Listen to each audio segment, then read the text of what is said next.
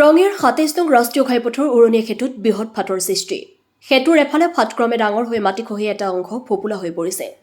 যিকোনো মুহূৰ্ততে ভয়ংকৰ দুৰ্ঘটনা সংঘটিত হোৱাৰ আশংকা। স্থানীয় ৰাইজৰ মাজত আতংকৰ সৃষ্টি হৈছে।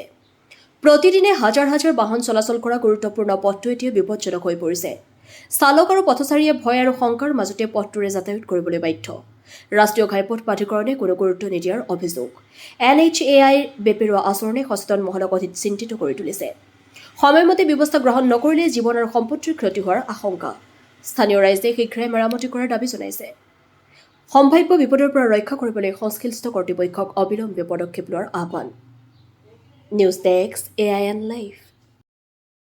ৰঙিয়াৰ এখন প্ৰথমখন উৰণীয়া সেতু ৩৭ নম্বৰ ৰাষ্ট্ৰীয় ঘাইপথত যিখন উৰণীয়া সেতু আছে, ইয়াৰে ওচৰত কেইবাটাও অনুষ্ঠানো আছে। এতিয়া আমি স্থানীয় ৰাইজে আজি ২-৩ দিনৰ পৰা দেখি আছোঁ যি মানে বহুত ডাঙৰ এটা গাঁত হৈছে। ইয়াত আপোনালোকে দেখা পাব আৰু এই গাঁতটোৰ ফলত ব্ৰিজৰ যিখন মাথাত গাঁতটো হৈছে, ইয়াতে হয়তো ডাঙৰ হেভি ভেহিকেল আহি ইয়াতে সোমাই গ'লে হয়তো বহুত ডাঙৰ এটা দুৰ্ঘটনাৰ কাৰণে মানে হ'ব পাৰে, দুৰ্ঘটনা হ'ব পাৰে। আমি শংকিত হৈছোঁ। গতিকে ৰাষ্ট্ৰীয় ঘাইপথে এইটোত মানে গুৰুত্ব দিয়া উচিত আৰু এইখিনি যাতে শীঘ্ৰে মেৰামতিৰ ব্যৱস্থা কৰে, সেইটো আমি স্থানীয় ৰাইজে বিচাৰোঁ।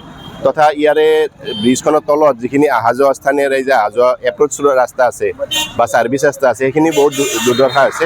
সেইখিনি যাতে ৰাষ্ট্ৰীয় ঘাইপথে মানে চাই নিৰীক্ষণ কৰি কেনে মেৰামতিৰ ব্যৱস্থা কৰে, সেইটো আমাৰ স্থানীয় ৰাইজৰ অলপ অনুৰোধ থাকিল। আচলতে আমাৰ ৰঙিয়াৰ যিটো বৰ্তমান আগৰ ৩১ নম্বৰ, এতিয়া ২৭ নম্বৰ ৰাষ্ট্ৰীয় ঘাইপথত ৰঙিয়াৰ মাজেৰে যোৱা যিখন উৰণীয়া সেতু, সেই উৰণীয়া সেতুখনৰ আপোনালোকে যদি চাই আমাৰ একদম মাথাতে বৰষুণৰ পানী গৈ গৈ ইমান নিম্নমানৰ কাম, সেই কামৰ কাৰণে যি দুৰ্দশা, আজি এটা বিৰাট ডাঙৰ গাঁত, উৰণীয়া সেতুখনৰ মাথাত এটা বিৰাট ডাঙৰ গাঁত আৰু ভিতৰে ভিতৰে গোটেই খাই পেলাইছে।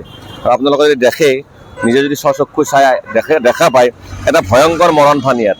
যিকোনো মুহূৰ্তত অসমৰ বিভিন্ন প্ৰান্ত, ভাৰতবৰ্ষৰ বিভিন্ন প্ৰান্তৰ পৰা গাড়ী এই উৰণীয়া সেতুৰে পাৰ হৈ যায়, বহুত বিভিন্ন টনৰ গাড়ী ওজনৰ।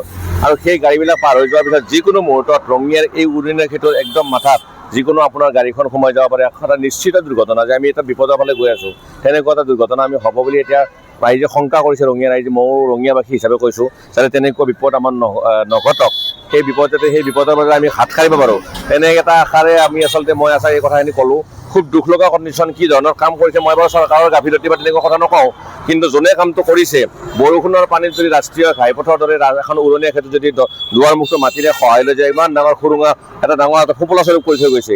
আৰু সেই যিকোনো মুহূৰ্ততে কিন্তু যদি বিভিন্ন দূৰ দূৰান্তৰ পৰা অহা ট্ৰাক যিকোনো মুহূৰ্ততে আমাৰ ৰঙিয়া উৰণীয়া সেতুৰ একদম মাথাত আপোনাৰ গাড়ীখন সোমাই যাব পাৰে। সেই গতিকে গোটেইখিনি ৰাইজ সজাগ হওক আৰু বিভাগীয় কৰ্তৃপক্ষকো অনুৰোধ কৰিছোঁ, অতি শীঘ্ৰে আপোনালোকে এইখিনি পৰিদৰ্শন কৰক। বৰ দুখ লগা অৱস্থা, যিকোনো মুহূৰ্ততে কিন্তু আমি এটা নিশ্চিত বিপদৰ ফালে আগবাঢ়িছোঁ। যদি এই প্ৰশাসন বিভাগ আমাৰ সজাগ নহয়, চৰকাৰে যদি সজাগ নহয়, তেতিয়াহ'লে এটা আমি নিশ্চিত বিপদৰ ফালৰ পৰা ৰঙিয়া ৰাইজে গৈ আছোঁ। কাৰণ এইটো ৰঙিয়াৰে বিপদ হ'ব। উৰণীয়া সেতুখন আটাইতকৈ প্ৰথম উৰণীয়া সেতু এইখনেই আছিল আমাৰ ৰঙিয়াৰ প্ৰথম হাইৱে চকৰ ওপৰেৰে পাৰ হৈ যোৱা।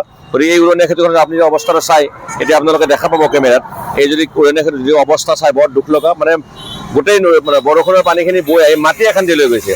এখন উৰণীয়া সেতু যদি সাধাৰণ গাঁৱৰ যদি এখন দলঙত যদি মাটি খান্দি নিয়াটো বেলেগ কথা, কিন্তু এখন ৰাষ্ট্ৰীয় ঘাইপথ ইমান ডাঙৰ এটা সন্থা, সেই সংস্থাটো যদি এই তেনেকুৱা ধৰণৰ কাম কৰে, বৰষুণৰ যদি পানীত যদি ধোৱা যায় মাথাটো, গতিকে এটা গাঁত কৰি পেলাই যদি, সেইটো এটা বিৰাট ভয়ানক কাণ্ড। গতিকে বিভাগীয় কৰ্তৃপক্ষই উচিত ব্যৱস্থা ল'ব অতি শীঘ্ৰে, এই কামটো কৰক। নহয়তো কিন্তু আমি হয়তো কেইদিনমান পিছত এটা নিশ্চিত বিপদ, কাৰণ বহুত হেভি গাড়ী কিছুমান পাৰ হৈ যায় ইয়াৰ মাজতে। উত্তৰ প্ৰদেশ, বিহাৰৰ পৰা বহুত ডাঙৰ ডাঙৰ গাড়ী আমাৰ গুৱাহাটীলৈ যাব লগা গাড়ী এই উৰণীয়া সেতুখনৰ দৰমুখেৰে পাৰ হৈ যায়। গতিকে এই যদি কেতিয়াবা যদি দৰমুখৰ মাথাত ব্ৰিজখন পাৰ হৈ আমাৰ ফাটেমাখনৰ পৰা ষ্টাৰ্ট হৈ ৰঙিয়া হাইৱে চকৰ শেষ হৈ যায়, সেই মাথাত আপোনালোকৰ গাড়ীখন হয়তো কেতিয়াবা গোটেই গাড়ীখনে সোমাই যাব পাৰে। তেতিয়া এটা কিমান ডাঙৰ এটা ঘটনা হ'ব। গতিকে আমি ঘটনা এটা বিপদৰ সংকেত যিহেতু পাইছোঁ, সেই ঘটনাটো হোৱাৰ আগতে মোৰ বিভাগীয় কৰ্তৃপক্ষলৈ অনুৰোধ, এবাৰ চাই যাওক আপোনালোকে, আৰু চাই অতি শীঘ্ৰে যাতে এই কামখিনি কৰি দিয়ে। বৰ দুখ লগা কথা। লগতে আমাৰ ব্ৰিজৰ তলৰখিনিও প্লাছ ওপৰৰখিনিও যদি বাকী অভাৰব্ৰিজৰ দৰে যিটো এটা সুন্দৰ এটা আমাৰ এটা জাকজমকতা, আমাৰ অসমখনো ভাল লগা হ'ব, লাইটৰ যাতে ব্যৱস্থা কৰে। প্ৰথমখন উৰণীয়া সেতু আছিল,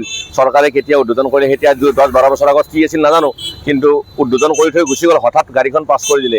এতিয়াতো বহুত ধুনীয়া যেনে বাকী ব্ৰিজবিলাক দেখা পাওঁ, তাতকৈ যদি গোটেই অসমৰ ব্ৰিজ চাব আৰু ৰঙিয়াৰ ব্ৰিজখন চাব, তাতে যদি ষ্ট্ৰীট লাইটৰ ব্যৱস্থা কৰে, এটা সুন্দৰ এটা মনোমোহা দৃশ্য হ'ব যে এইখন আমি ৰঙিয়া পালোঁ, ৰঙিয়া পাৰ হ'লোঁ বুলি এখন ব্ৰিজ, ষ্ট্ৰীট লাইটৰ ব্যৱস্থা কৰক। আৰু মাথা যিটো সেই ভয়ানক কাণ্ড হৈছে, সেইটো বিভাগীয় কৰ্তৃপক্ষই অতি সোনকালে চাওক আৰু চাই যদি ব্যৱস্থা কৰক। নহয়তো কিন্তু নিশ্চিত নিশ্চিত বিপদৰ দিশে আমি গৈ আছোঁ কাৰণ বহুত ওজন থকা গাড়ী এই মাজতে পাৰ হৈ যায় আৰু যিকোনো মুহূৰ্তত মাথাত গাড়ী এখন সোমাই যাব পাৰিব পাৰে আৰু আপোনালোকে যদি কেমেৰাত দেখা পাব এতিয়া যি ধৰণৰ এটা গাঁত ইমান ডাঙৰ গাঁত এটা ভয়ংকৰ আৰু তলৰ ফালে ফোপোলা কৰি পেলাইছে মাটিটো খাই খাই যিকোনো মুহূৰ্তত গাড়ীখন সোমাই যাব পাৰে সেইকাৰণে মই আকৌ অনুৰোধ কৰিছোঁ চৰকাৰক বিভাগীয় কৰ্তৃপক্ষক তেখেতসকলে আহি চাওক আৰু অতি শীঘ্ৰে মেৰামতি কৰক যিকোনো খবৰ বিজ্ঞাপনৰ বাবে যোগাযোগ কৰক 7896121996